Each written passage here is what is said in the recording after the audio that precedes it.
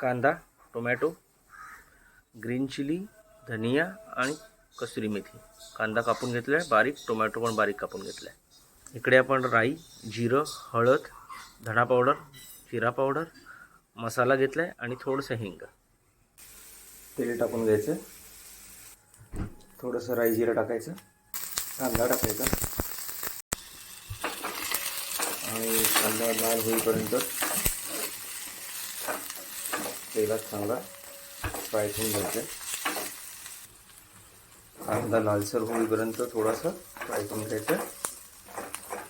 लाल रंग येत चालला आहे. आता ह्याच्यात आपण ग्रीन चिली आणि टोमॅटो टाकायचा आहे, जो कट करून घेतला आहे तो. आता जिऱ्याची पेस्ट, आलं लसूणची पेस्ट, थोडीशी कोथिंबीर, थोडंसं मीठ, मसाले. आता जे मसाले आपण घेतले ते सगळे त्याच्यात टाकायचे.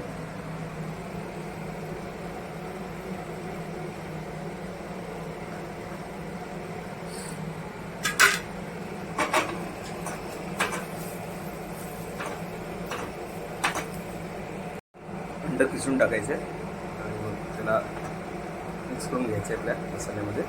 कसुरी टाकायची. अशा प्रकारे आपला अंडा खिमा रेडी झालेला आहे.